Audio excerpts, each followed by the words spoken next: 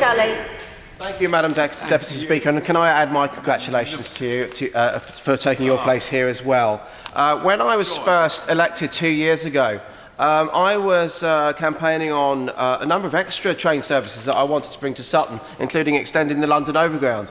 But I was rightly told by many passengers, mainly Thameslink passengers at that time, that they actually just wanted the trains that were there to run on time.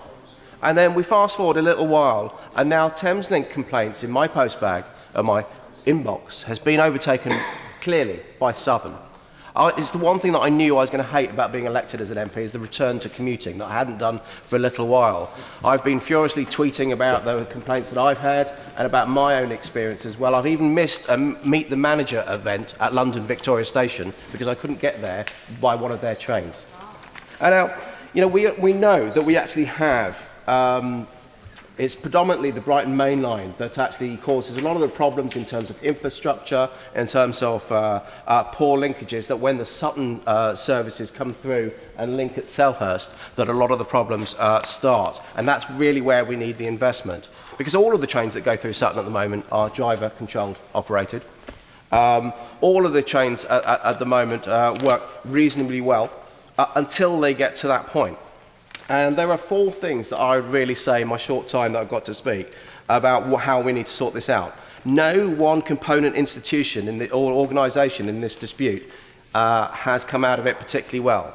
The department has, to my mind, built up a very unwieldy agreement, taking up 22–23% of the entire rail network within the structure. And that's something that I'd like to see addressed when the franchise is up for renewal. I would like to see the Mayor of London have a greater say in the management of the suburban lines. Now, that's not the Kent lines, that's not the Sussex lines. I will give way briefly. I'm very grateful to my honourable friend for giving way. I'm glad he's clarifying that he doesn't include in that the Sussex and the Surrey lines and Kent as well, because, of course, we don't get a chance to vote for the Mayor of London. I totally agree with that, which I was very specific about that, because I think the Mayor of London did himself no favours actually by overstepping that mark. We do need investment in the lines as well. With the congestion on those lines and some of the poor rail quality of the rail there, we tiptoe. The member for Honourable Lady for Mitcham and Morden talked about Mitcham Eastfields and the time that it takes to get there. Sometimes that's great in theory, but the trains go so slowly. Today I was going to London Bridge. I might as well have been on a milk float, frankly, the speed we were going, and then I might have even got a seat, so that would have been a bonus.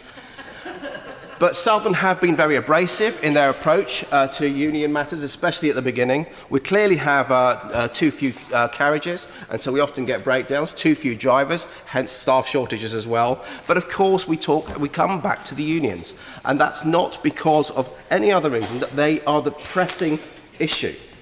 Chris Gibb said that the fact that nobody is made redundant or losing pay against their wishes, that there'll be more GTR trains operating with 2 people on board, and that safe driver-only operation is already extensive in GTR, the UK and Europe, just serves to make this dispute more difficult to comprehend, especially for passengers.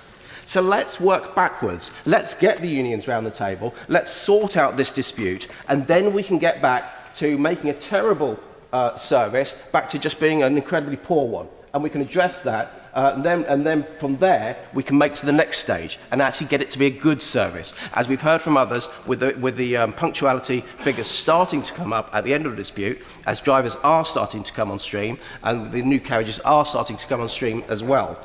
And then let's get that investment in, the £300 million of investment, and then when the franchise comes up for renewal, please let's address it again and look at it in the whole and break it up so it's more manageable.